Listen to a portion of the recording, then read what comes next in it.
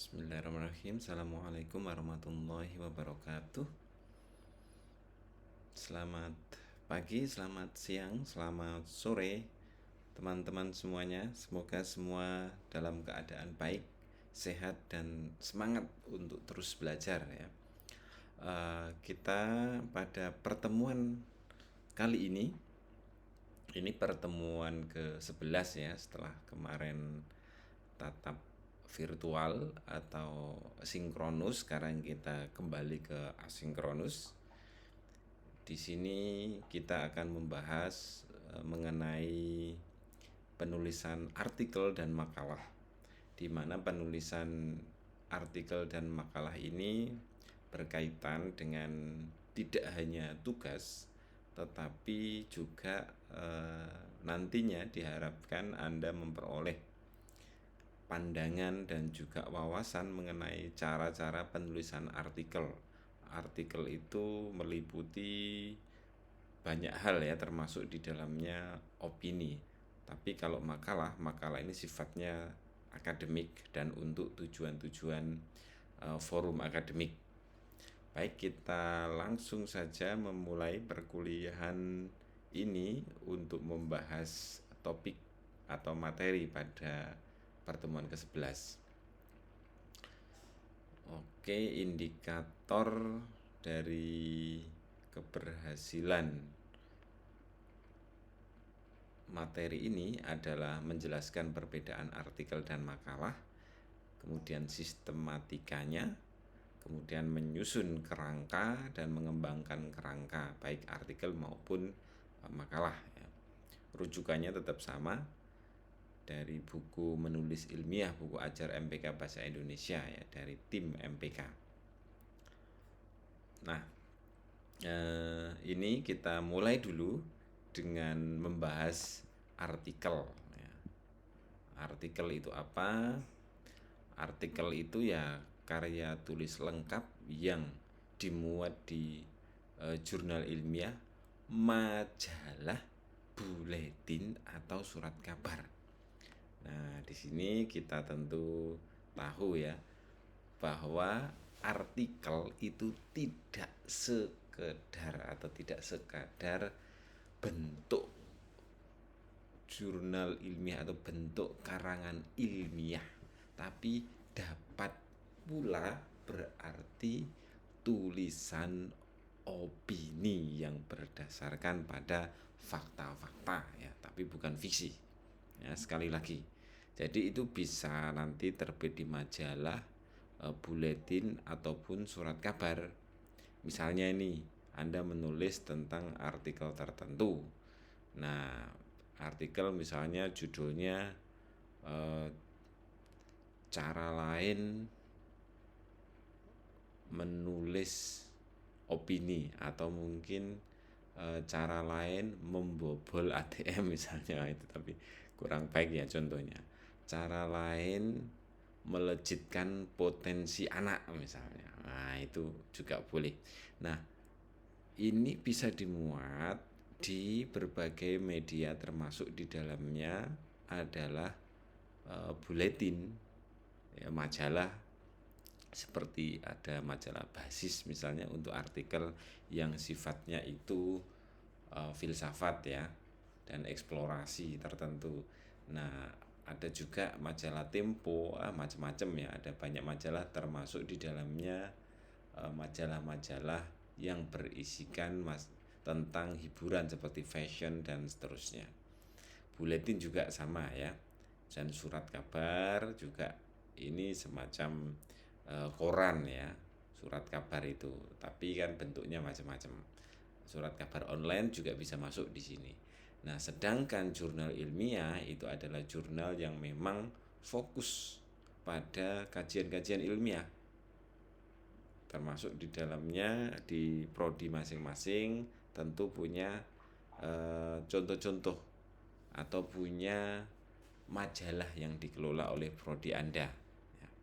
Kalau di UNESA itu bisa dicari saja di jurnal database jurnal UNESA, itu banyak sekali, termasuk ada jurnal miliknya mahasiswa. Nah, Jenis artikel itu apa?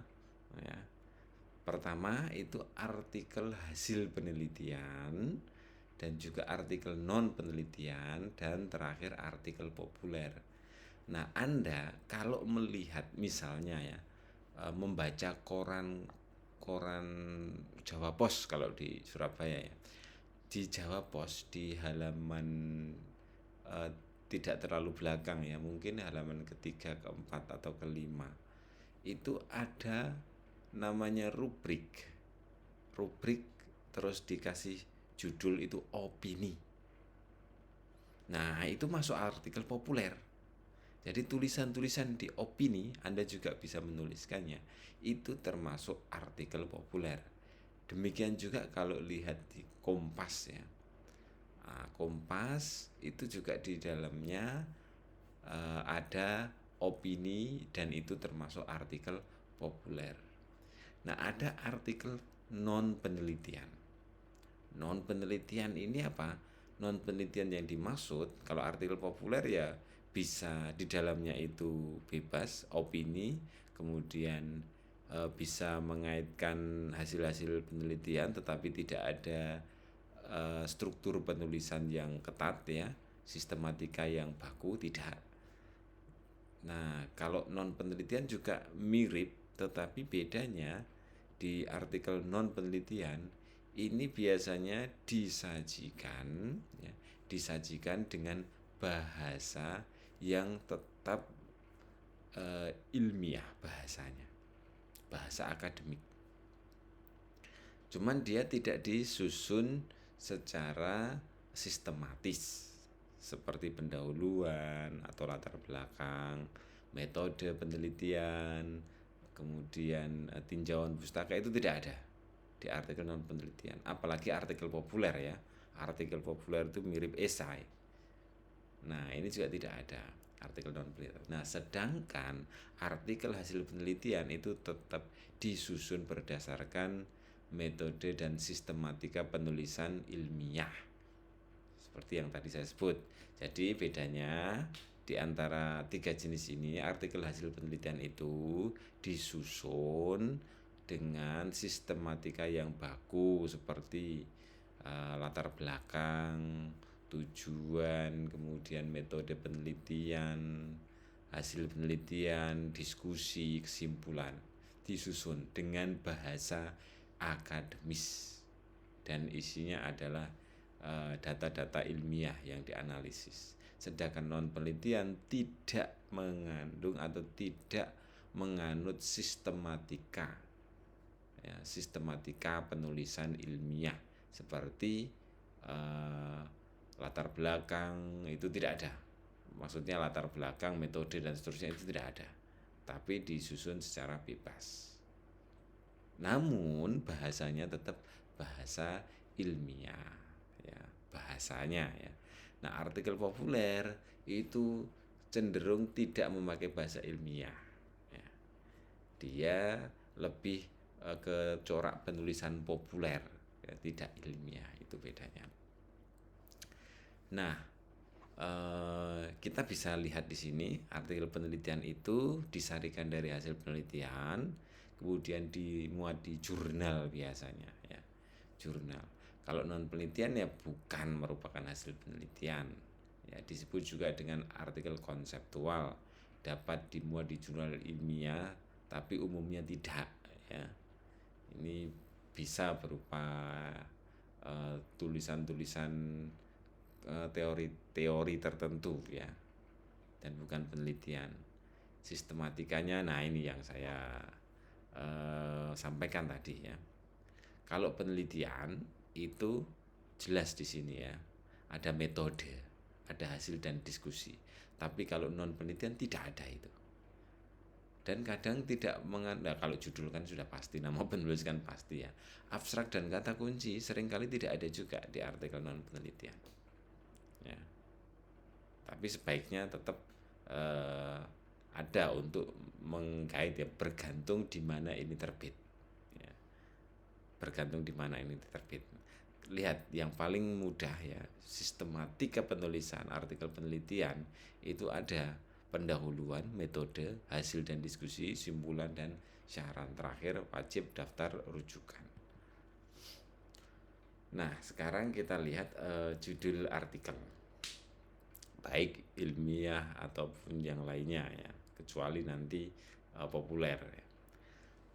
Penulisan judul berkisar 5-12 kata, ini umum ya. Seperti pertemuan sebelumnya kita juga membahas tentang panjang atau jumlah kata di judul itu ya 12 saja maksimal, tidak terlalu panjang. Umumnya 18 tapi 12 itu yang penting ya, yang perlu kita cermati bersama dan kita batasi. Judul kita maksimal 12. Kemudian judul harus mampu mempresentasikan isi artikel secara keseluruhan, ya ini pasti ya. Kemudian dalam artikel non penelitian, judul yang menarik perlu dipertimbangkan. Nah, kayak tadi ya, cara lain apa tadi? Cara lain menyajikan saus kepiting atau itu yang kalau masalah kuliner ya. Cara lain masuk UNESA tanpa membayar, nah misalnya itu juga bisa. Atau cara lain yang benar ya, judul yang sesuai itu, cara lain mendidik anak agar cepat tumbuh besar dan seterusnya. Ada macam-macam ya, Anda bisa mengeksplorasi sendiri. Itu untuk judul. Nah, nama penulis itu sebaiknya nggak usah gelar ya, nggak usah gelar.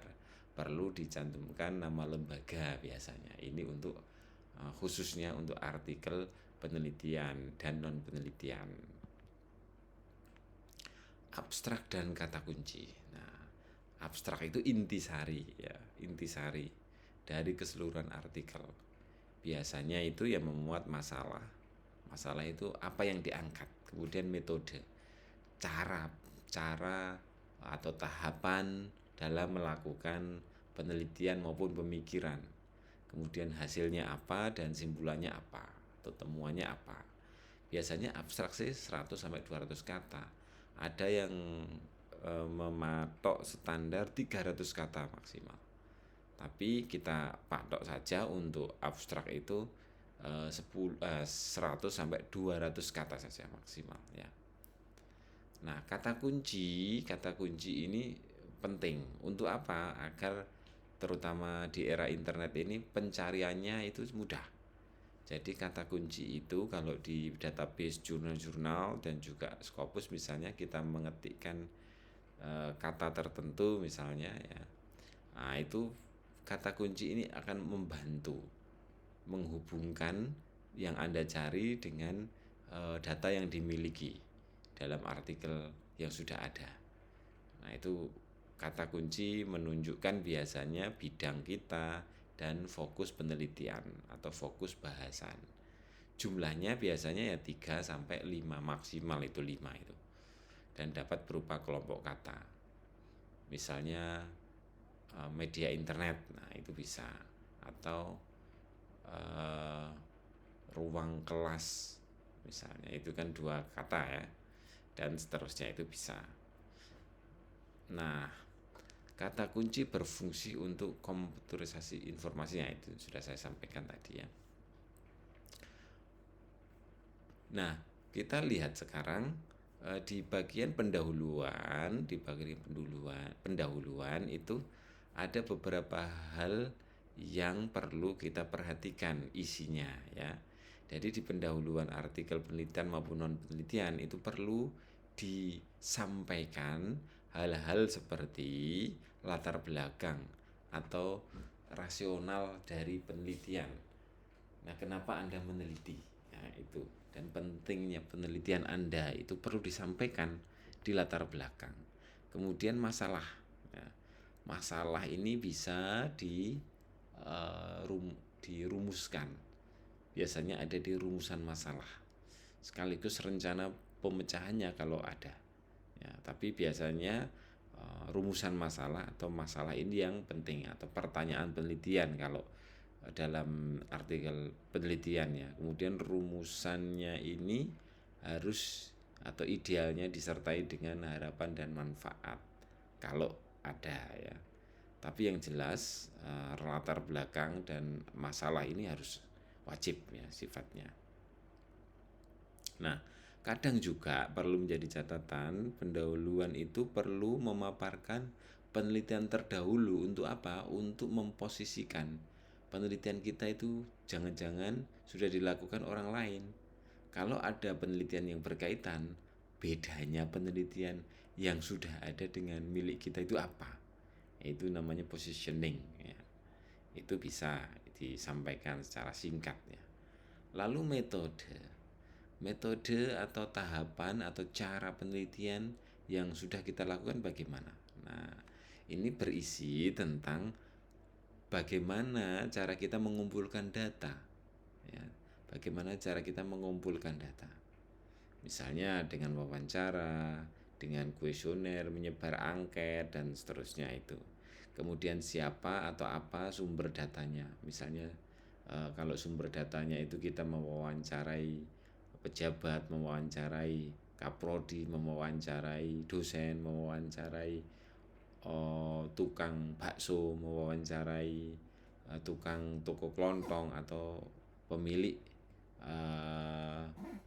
warung kopi dan seterusnya itu perlu disampaikan siapa saja, kadang bahkan umurnya, jenis kelaminnya dan seterusnya.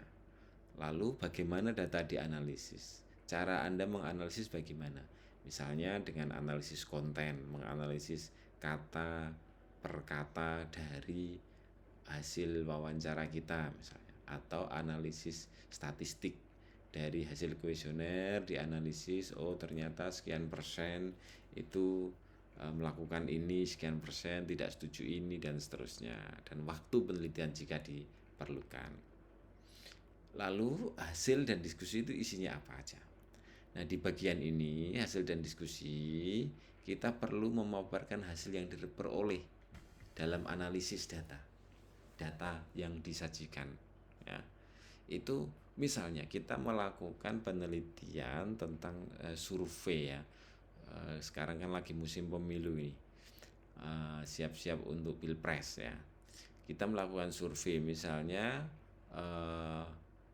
bagaimana ini judulnya ya, misalnya ya.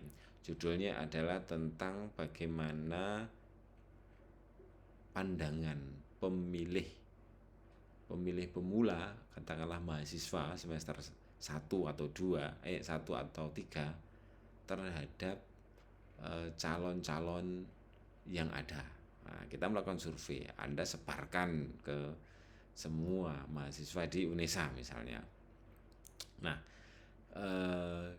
caranya bagaimana? Kita menyebarkan survei dengan beberapa pertanyaan ini Anda tanyakan kepada setiap mahasiswa atau mereka memilih.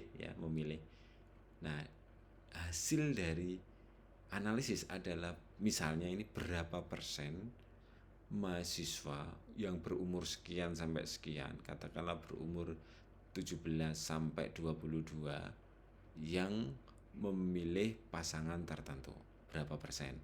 Kemudian pasangan nomor 1 misalnya, anggaplah ada nomor 1, 2, 3 ya. Kemudian gender dari jenis kelamin, laki-laki itu berapa persen yang memilih pasangan nomor 1, 2, dan 3. Perempuan berapa persen memilih pasangan nomor 1, 2, dan 3. Nah, itu kita sajikan, kita analisis. Analisisnya termasuk di dalamnya adalah analisis misalnya berbasis gender, laki-laki dan perempuan. Nah, itu bisa kita olah, berapa sih mahasiswa UNESA di semester 1 dan 3 yang memilih pasangan nomor 1 atau pasangan nomor 2 atau pasangan nomor 3. Itu sudah Anda melakukan analisis ya. Nah, analisis ini kemudian ditampilkan data-datanya, hasil analisisnya. Oh, sekian persen memilih ini, sekian persen itu hasil analisis dari data yang Anda kumpulkan melalui kuesioner ya. Jadi kemudian ini nggak cukup menampilkan hasil analisis saja, tetapi ini perlu didiskusikan. Ya, misalnya, oh ternyata mahasiswa UNESA semester awal yang perempuan itu cenderung memilih ini karena ini ya gitu ya. Karenanya itu Anda lihat dari identifikasi kecenderungan yang pengisi kuesioner. Nah, kemudian juga bisa Anda lakukan elaborasi ya, dari temuan-temuan tersebut, dan kaitkan juga dengan penelitian sebelumnya itu bagaimana, dan Anda bisa melakukan interpretasi atau pemaknaan tafsir terhadap hasil data yang Anda peroleh ya. Nah, kemudian bisa juga menyusun atau memodifikasi teori di bagian diskusi ini, tapi tidak harus ya. Nah, kemudian bagian pembahasan pada artikel non penelitian biasanya berisi tentang paparan jawaban atas pertanyaan atau atas permasalahan yang diajukan. Ya, ini beda ya, kalau yang di atas tadi itu lebih ke artikel penelitian, tapi yang bagian pembahasan maksudnya itu artikel non penelitian, biasanya langsung pembahasan, ada latar belakang langsung pembahasan gitu, tanpa ada hasil penelitian dan diskusi ya. Berikutnya simpulan dan penutup, ini bagian akhir, dan simpulan berkaitan dengan ringkasan yang terdapat pada hasil dan diskusi. Jumlah simpulan sama dengan jumlah masalah yang diajukan. Nah, biasanya simpulan itu restating tapi tidak redundant, tidak menulis ulang tapi menyatakan ulang.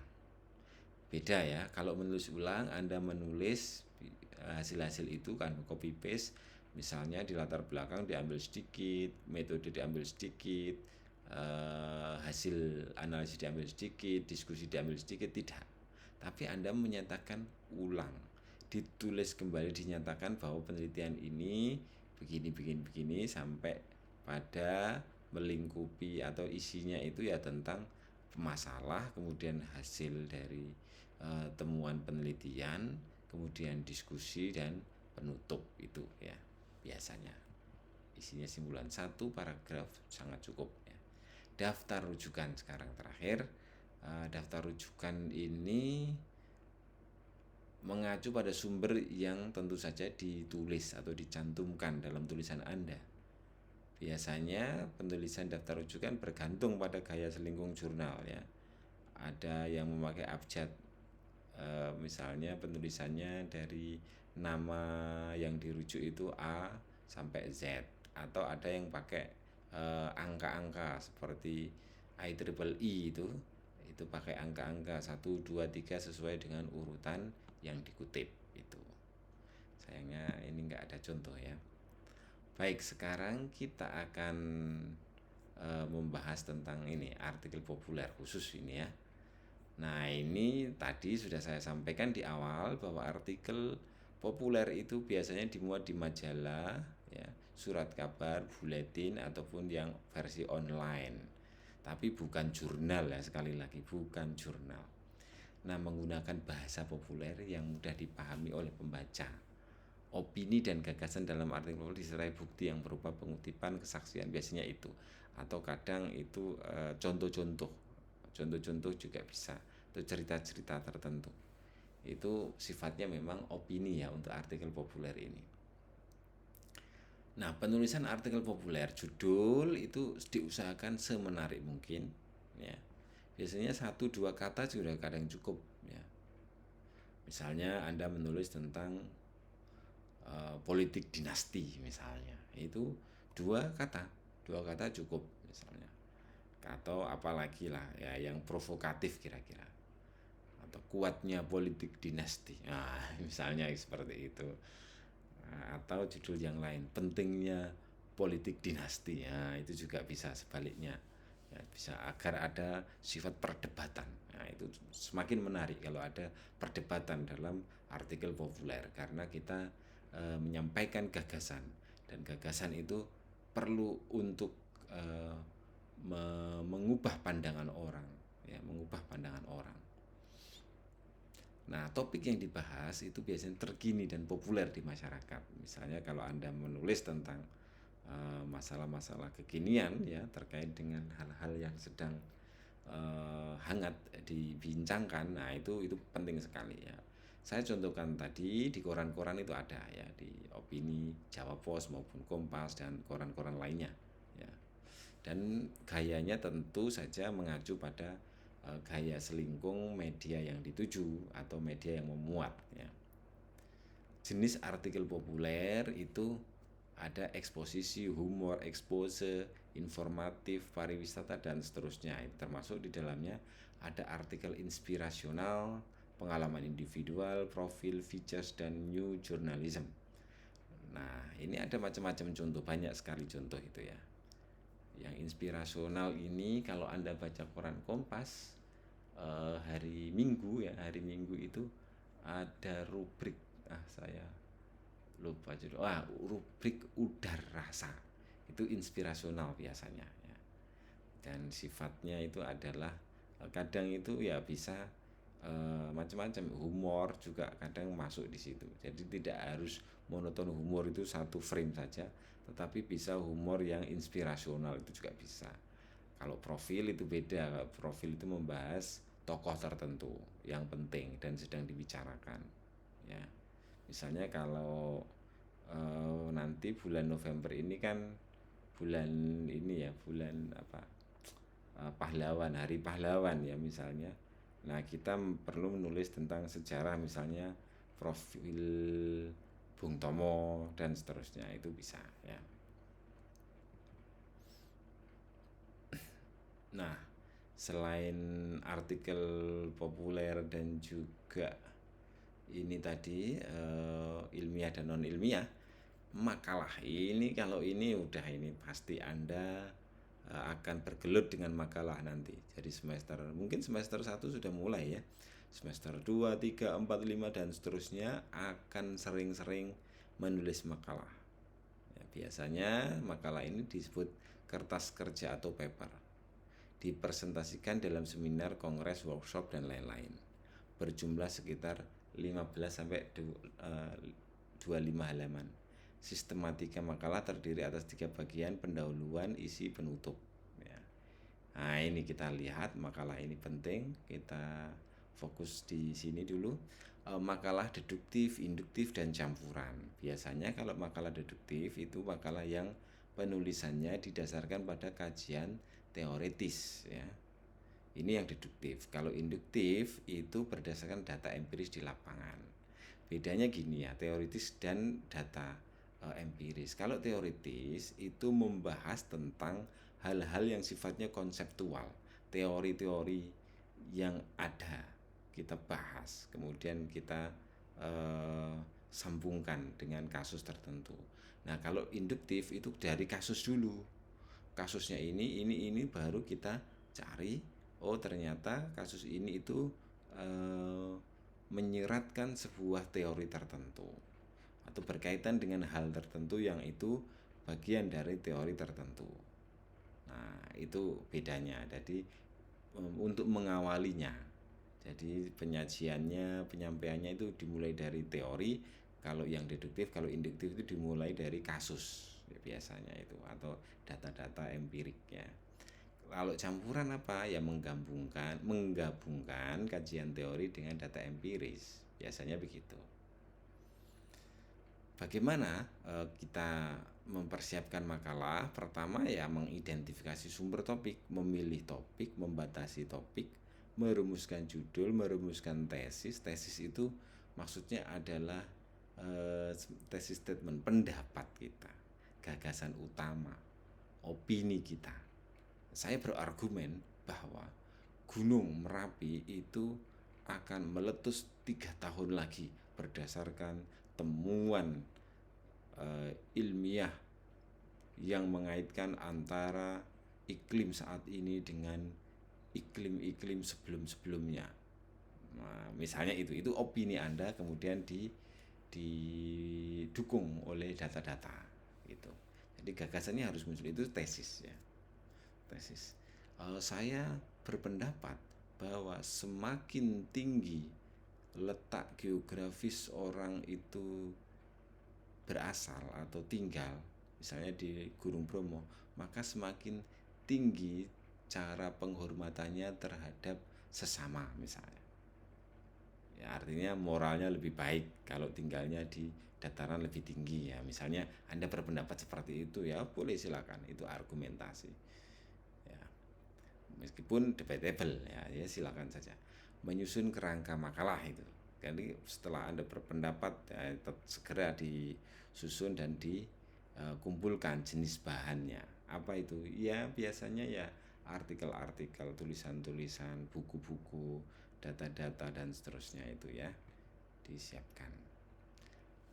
Bagaimana mengembangkan makalah? Ya, paling tidak kita bisa melakukan satu, tiap rincian dalam kerangka makalah dijadikan gagasan pokok paragraf ya. Kemudian paragraf dikembangkan dengan teknik mengembangkan paragraf seperti definisi urutan, logis, kausal, penyajian contoh dan lain-lain.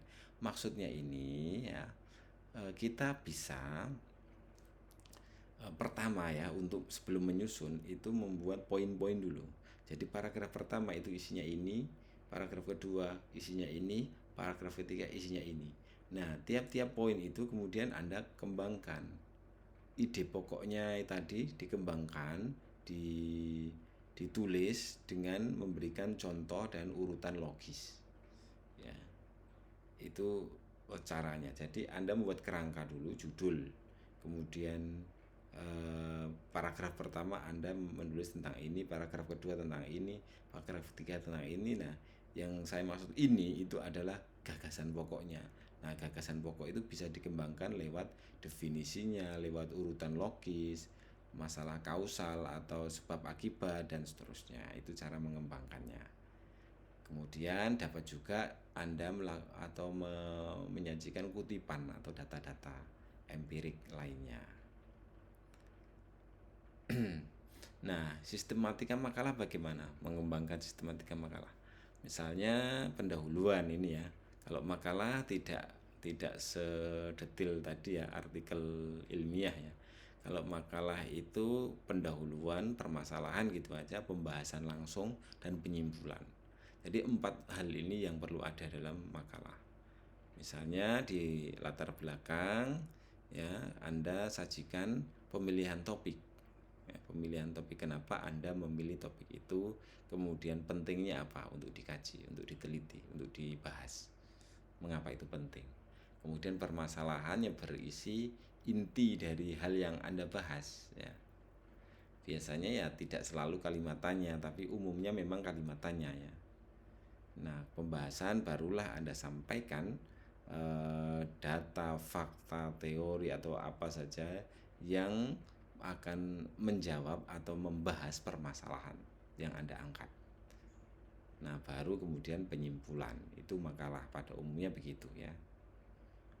Makalah ilmiah kalau Anda ingin menyajikan lagi ya harus disusun berdasarkan sistematika ilmiah yang seperti artikel ilmiah tadi.